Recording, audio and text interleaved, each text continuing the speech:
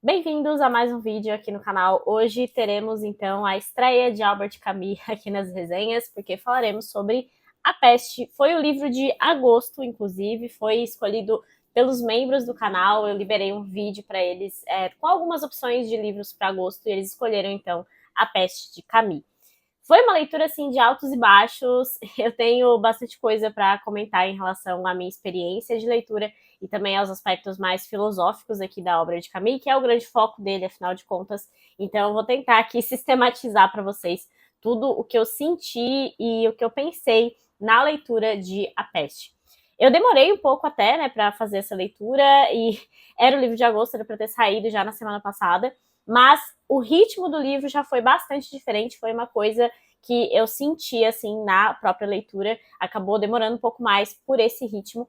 Só que o ritmo que o Camus emprega aqui para a Peste também tem muito a ver com a ideia dele do desenvolvimento aqui desse enredo e desenvolvimento da própria Peste, né? Bom, para trazer um brevíssimo resumo aqui do enredo, porque na verdade o enredo nem é tão importante assim no livro, na minha opinião, nós temos aqui uma epidemia que surge numa cidade da Argélia, que é Oran, ou Oran, enfim, não sei como exatamente fala, mas a Argélia fazia parte da França, né, e o próprio Camus, ele nasceu na Argélia, mas era francês, porque a sua família era francesa, depois ele vai morar na França, ele mora um tempo nessa cidadezinha também, mas ele vai ambientar toda essa história nessa pequena cidade da Argélia, em que a epidemia vai se alastrar, é uma epidemia da peste bubônica mesmo, né?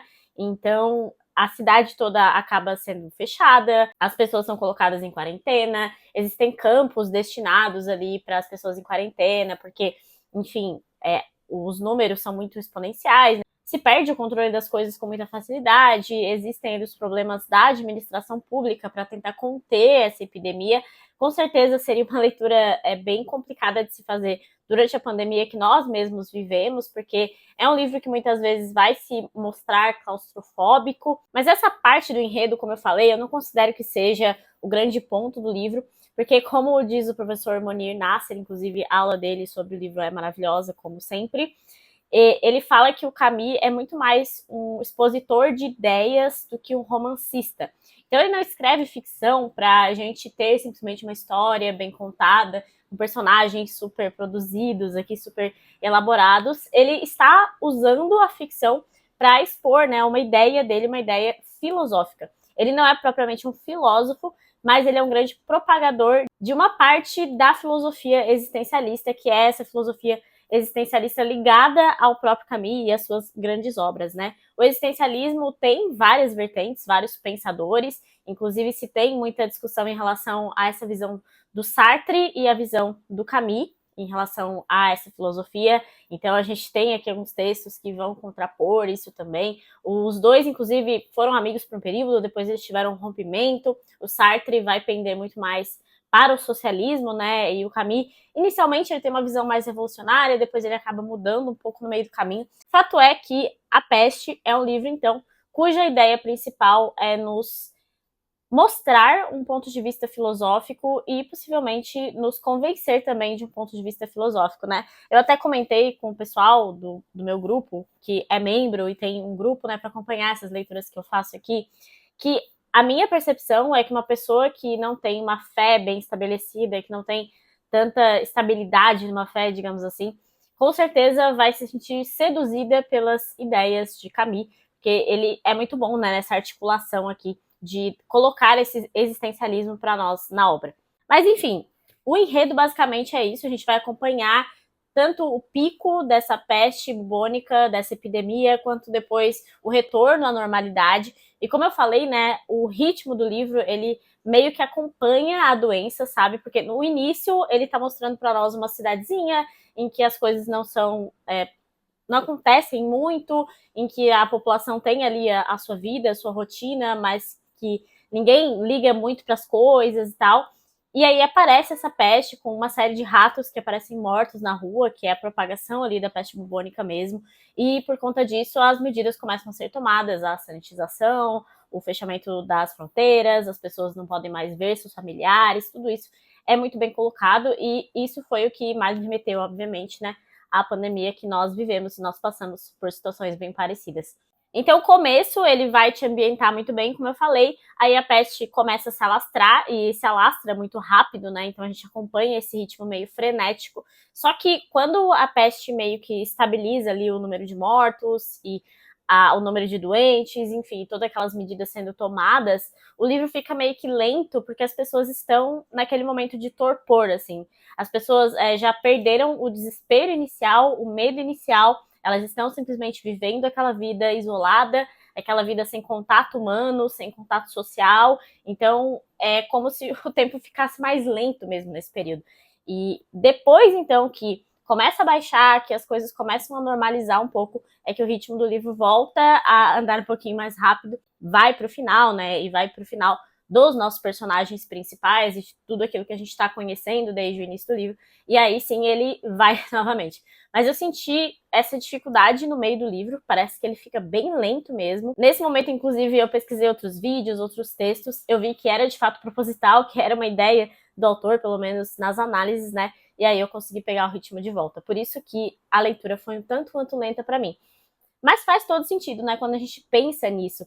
E eu estava lendo no mesmo período o Cartas de um Diabo ao Seu Aprendiz, do C.S. Lewis, e esse livro basicamente tem um diabo ensinando a um aluno também diabo, a como tentar o ser humano, né? E lá ele falava muito sobre isso de que o ser humano ele tende a desistir das coisas quando elas já estão acabando ou quando elas já estão sendo conquistadas. Então acabou casando muito bem com esse momento do livro, assim, que as pessoas estavam como se elas estivessem realmente num torpor, porque elas não tinham mais ação, elas simplesmente esperavam o tempo passar, porque elas não tinham mais o que fazer. Pelo menos a sociedade, né, de uma forma geral aqui. Então, esse aspecto do tempo do livro e do ritmo do livro foi algo que acabou reduzindo a minha própria velocidade na leitura. Agora eu quero comentar um pouco sobre os personagens e eu anotei eles aqui. Porque, como eu falei, né, lá no início, o professor Nasser fala isso do Camus. Ele não é um grande romancista, ele não busca fazer um super livro bem elaborado, com personagens profundos. E isso é uma coisa que eu achei negativa, assim, do ponto de vista literário, né, porque eu estou lendo um livro de ficção, eu espero encontrar grandes coisas nesse livro de ficção e não só uma exposição filosófica, mas de fato é o objetivo do escritor, não é um problema propriamente do livro, é só porque realmente não me agrada tanto quando é só uma exposição filosófica, né? Então esses personagens, eles sempre representam alguma coisa. Eles não são personagens que são tão verossímeis assim, ou nem é exatamente essa palavra, porque eles não são tão realistas no sentido de acompanharmos os pensamentos deles e as atitudes deles, analisar tudo isso, porque eles são meros símbolos aqui de pensamentos e de formas de lidar com a vida que o Camus quer apresentar para a gente enquanto existencialista. Então, basicamente, eu vou até deixar para vocês um site em que eu encontrei uma interpretação bem interessante nesse aspecto dos personagens. Tem, obviamente, um monte de spoiler, mas sem dar tanto spoiler assim, tem alguns personagens principais aqui que representam essas ideias.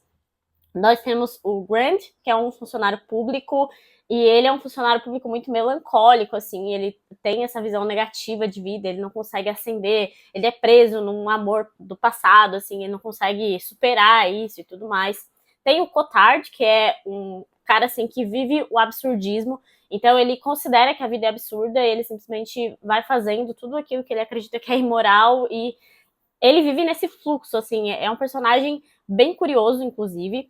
Nós temos o Ryo, que é o personagem principal da obra, efetivamente, que é um médico ateu, inclusive, e a gente vai acompanhar esse médico tentando salvar vidas, tentando salvar as pessoas, e nesse desespero também. Ele também tem questões pessoais que o afetam diretamente, e o Ryo é praticamente, assim, um herói do livro, entre aspas.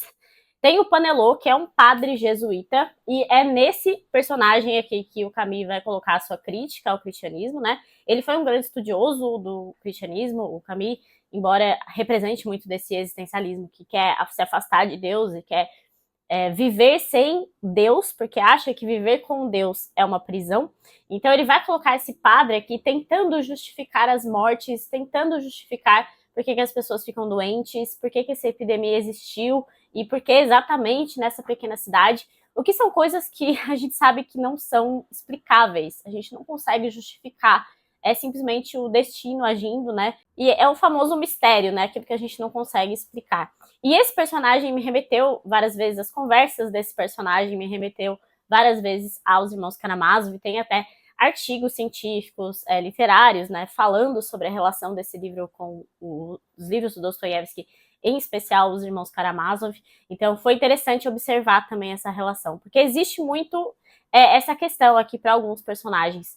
Como que eu vou aceitar que Deus mandou essa doença para nós, ou que a gente mereceu de alguma forma essa doença, né? E a gente está sofrendo as consequências dos nossos atos. E nisso o professor Moni Nasser explica muito bem que a gente tem essa coisa do merecimento, né? A gente cresce com essa ideia de que nós só recebemos aquilo que merecemos. Então, a gente faz o bem e recebe algo em troca. A gente faz o mal, recebe algo negativo em troca também. Só que a vida não é exatamente assim. A gente sabe que nem sempre tudo que a gente fizer de bem vai retornar para nós, pelo menos nessa perspectiva cristã, né? Tem o Humbert também, que é um jornalista, ele fica preso na cidade logo no início, assim, e ele tem o amor da vida dele em Paris, aguardando por ele, então ele tenta por vários meses, assim, sair da cidade, só que em determinado momento ele desiste de sair para ajudar aquelas pessoas. Então, esse é outro personagem que vai travar algumas discussões interessantes nesses aspectos mais existenciais. E por fim, tem o Tarot, que é um santo ateu. A ideia do Camus é colocar assim uma pessoa que faz o bem, que busca fazer o bem, mas que não acredita em Deus para isso. Então, justamente naquele aspecto, né, de se o mundo é mal e foi criado por Deus, eu não quero viver esse mundo, eu quero viver de acordo com outras regras, mas ao mesmo tempo eu quero fazer o bem simplesmente porque o bem é intrínseco ao ser humano, no sentido de que eu preciso fazer o bem para as outras pessoas, isso é o certo a se fazer. Aí que entra o grande problema do existencialismo, né, pelo menos do meu ponto de vista, é por que que isso é certo, né? O que que diz que é o que é o certo? De onde surgiu esse certo? Que nós, enquanto civilização ocidental, a gente tem o nosso certo que advém totalmente da religião judaico-cristã, né? De todo o caminho que a religião judaico-cristã seguiu nessa sociedade que começa com os judeus e depois vem Cristo e surge o cristianismo a partir disso. E esses valores, eles estão hoje intrínsecos aos direitos humanos, né? Ao não matarás. Então, o primeiro grande mandamento dessa cultura é o não matarás. E aqui a gente deriva todas as outras coisas. E nesse aspecto eu queria trazer um pouco para vocês do que diz o Copleston em relação ao existencialismo, porque ele fala justamente sobre essa ânsia de viver com os valores que são intrinsecamente cristãos, mas você quer negar Deus, né? Então ele fala um pouco sobre isso, até o professor Nasser também fala sobre isso. Nesse volume aqui, que é o 5º volume da coleção de Uma História da Filosofia, tem sobre o existencialismo no final, e não são exatamente escritos, não é parte exatamente do livro do Copleston, mas são palestras que foram transcritas e colocadas aqui no final do livro. E ele vai falar justamente sobre as filosofias do Sartre e do Camus. Então, aqui no finalzinho, ele vai expor um pouco sobre a ideia do Camus, né? Aqui, de acordo, então, com a filosofia do Camus. O mundo não é racional e é impossível encontrar nele qualquer sentido. A razão humana é naturalmente impelida a procurar clareza sobre o sentido do mundo, da vida e da história humana em particular. Mas não pode encontrar nenhum sentido determinado nem no mundo separado do homem, nem na própria vida humana. E é através da percepção deste fato que surge o sentimento do absurdo. Ou seja, o mundo é absurdo, né? Porque você não consegue racionalizar esses fatos. Por exemplo, por que uma criança que é inocente, pura, é acometida da peste e morre, sei lá, com 8, 9 anos. O mundo é absurdo porque você não consegue explicar esses fatos, pelo menos de acordo com a filosofia do Camus, né? Mas, por outro lado, não se pode viver sem sentido. E aqui ele vai citar alguns filósofos até existencialistas mesmo, que vão aplicar as ideias cristãs a esse aspecto existencialista, como é o caso do Kierkegaard ou do Jaspers, enfim, que vai buscar no transcendente as respostas para essas perguntas. Mas o mundo do Camus não é um mundo transcendental. O mundo do espírito absurdo é, portanto, um mundo sem Deus e um mundo no qual não existem valores objetivos absolutos. No entanto, é num mundo assim que Camus gostaria que os homens vivessem, pelo menos aqueles que têm a coragem de fazê-lo. Então, a coragem de viver o absurdo, sabendo que o absurdo é real, é o grande ponto desses heróis de Camus. A conduta adequada ao homem que tem consciência do absurdo é fazer viver o absurdo ao viver consciente do absurdo. Essa frase ficou confusa, né? Mas enfim, foi justamente aquilo que eu acabei de falar. Em revolta contra esse absurdo. Então, sem cometer suicídio ou, por outro lado, dar o salto irracional de fuga, que é essa ideia do transcendental. Esta revolta, ou seja, eu vou viver contra esse mundo absurdo, mesmo sabendo que assim ele é o que dá valor à vida ao homem de Camus. E aqui depois ele vai explicar um pouco a questão do tudo é permitido, porque na filosofia do Camus, tudo é permitido, não significa que nada seja proibido. Só que aí a gente volta para aquela questão, né? De onde vêm os valores morais que nos dizem o que é proibido? Esse é o grande ponto. E essa coisa de sem Deus tudo é permitido está justamente lá no cerne da discussão de Os Irmãos Karamazov e do Dostoiévski. No seu romance A Peste, Camus levanta a questão de saber se pode haver um santo ateu. Algumas ações serão de fato ilógicas para o espírito absurdo, e nesse sentido são proibidas, mas não há obrigação moral. O homem do absurdo está, portanto, livre de obrigação moral, mas tem sua própria ética, que é mais de quantidade do que de qualidade. A verdadeira conquista consiste em revolta e sacrifício sem futuro. É o protesto do homem contra o seu destino. E aqui o Copleston vai terminar justamente com uma crítica a esse pensamento. Parece-me claro que tanto Sartre como Camus falam por e para o homem que perdeu a fé em Deus, ou que nunca teve, e que ao mesmo tempo é incapaz de se contentar com a noção confortável de que o ateísmo não se importa com a existência humana e seus problemas. Porque é isso que eles estão fazendo, né? Eles querem usar a parte que eles consideram boa do cristianismo, das ideias judaico-cristãs, que é essa questão da imoralidade, da gente ter dogmas absolutos, mas eles tiram Deus desse aspecto.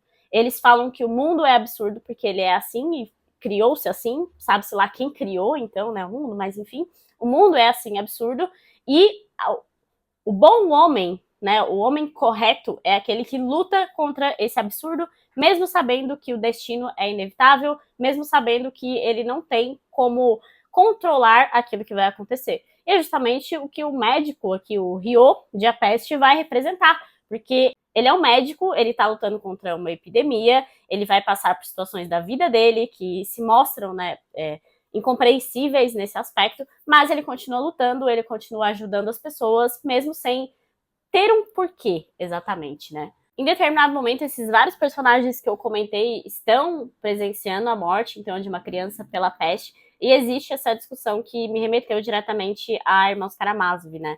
O padre fala assim: isso é revoltante, pois ultrapassa a nossa compreensão, mas talvez devamos amar o que não conseguimos compreender. Ryo endireitou-se bruscamente, olhava para Panelô com toda a força e toda a paixão de que era capaz e balançava a cabeça. Não, padre, disse ele. Tenho outra ideia a respeito do amor, e vou recusar até a morte amar esta criação em que as crianças são torturadas. Então existe toda essa discussão aqui relacionada, né, como eu falei, a Ivan Karamazov. Tem alguns trechos aqui que eu destaquei, especialmente pela beleza da escrita. Esse é um ponto que eu queria chamar a atenção, porque eu falei, né, que não é um grande enredo, não são personagens super profundos e tudo mais, mas Albert Camus escreve muito bem. Eu gostei muito do jeito dele de descrever as coisas e assim, o início, o primeiro capítulo já me ganhou muito, porque escreve extremamente bem e ele traz críticas, assim, que fazem a gente pensar, né? Independentemente de concordar ou não com o existencialismo, que aqui eu discordo muito dessa visão que o Camus traz aqui para nós, mas concordando ou não, eu tenho plena ciência de que é um livro muito bem escrito e é uma boa história, uma história bem contada. Mesmo sem as grandes profundidades dos grandes romances, é um ótimo livro e só que o grande ponto é você ler com essa consciência de que é um livro que está tentando te convencer de um ponto de vista filosófico, né? Que está trazendo aqui uma vertente filosófica muito específica, então pode ser meio perigoso ler sem essa ciência, né? Então, só para trazer um exemplo da escrita aqui do Camus para encerrar a minha exposição com um elogio, né, à escrita dele. Nada mais natural hoje em dia do que ver as pessoas trabalharem da manhã à noite e optarem em seguida por desperdiçar no jogo, nos cafés e em tagarelices o tempo que lhes resta para viver. mas há cidades e países em que as pessoas, de vez em quando, suspeitam que exista algo a mais. Isso, em geral, não muda a vida delas. Simplesmente houve a suspeita, o que já é alguma coisa. Oran, ao contrário, é uma cidade aparentemente moderna. Não é necessário, portanto, definir a maneira como se ama entre nós. Os homens e as mulheres ou se devoram rapidamente no que se convencionou chamar de ato de amor, ou se entregam ao hábito de uma longa vida a dois. Tampouco isso é original. Em Oran, como no resto do mundo, por falta de tempo e de reflexão, somos obrigados a amar sem saber. Então, assim, o livro começa assim, já é, né, aquele impacto inicial de uma boa escrita e de um livro que vai te trazer muitos pensamentos. Mas, enfim, sem me estender tanto mais aqui, vou trazer uma última reflexão de Otto Maria Carpo, que é um crítico que eu adoro e sempre aparece aqui. Então, aqui nós temos As Tendências Contemporâneas, que é um volume da história da literatura ocidental, em que ele fala aqui que sinônimo da alienação é a peste, alegoria transparente da situação da França sob a ocupação alemã, mas passível de tantas interpretações diversas que deixa de ser alegoria para elevar-se à categoria de símbolo. E eu queria lembrar de falar isso justamente, que também é uma coisa que o professor Nasser fala bastante, que esse livro tem como uma grande via interpretativa o fato de ser uma alegoria à ocupação alemã na França. Então, existe essa teoria, vocês provavelmente vão encontrar em vários textos, em várias interpretações, mas o professor Nasser traz esse aspecto, assim, de que a alegoria é a forma mais fácil da gente ler um livro ou interpretar um livro. O difícil é você entrar nas próximas camadas, né? Analisar com mais profundidade e passar daquilo que é simplesmente uma metáfora. Então, é possível ler esse livro dessa forma, sim, e o próprio Camus vai dizer que em alguns aspectos tem momentos aqui do livro que parece muito tratar da guerra, tem até algumas coisas que me lembraram Adeus às Armas, por exemplo, enfim. Mas ele vai trazer essas outras camadas que eu comentei com muito mais profundidade do que simplesmente essa alegoria. Então é uma forma de ler, né, mas a gente pode alcançar mais camadas analisando esses aspectos mais profundos aqui da obra.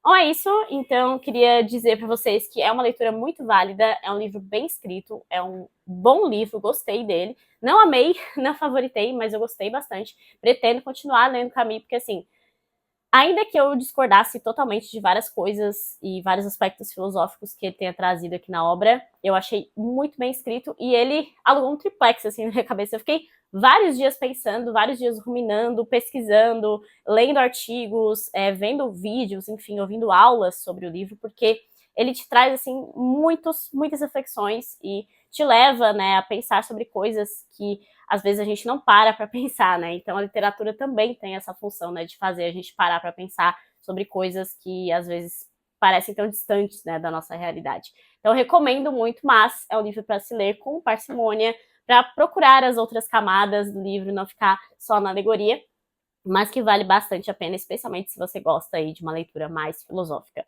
É isso, espero que tenham gostado aqui do vídeo de hoje. Se vocês gostaram, deixem uma curtida, deixem aí seus comentários, digam se vocês já leram, o que vocês já leram de Camus, o que vocês indicam. Esse aqui foi o primeiro livro que eu li dele, né? Lembre-se de se inscrever aqui no canal, porque isso me ajuda bastante, compartilhar o vídeo também. E até o próximo, então.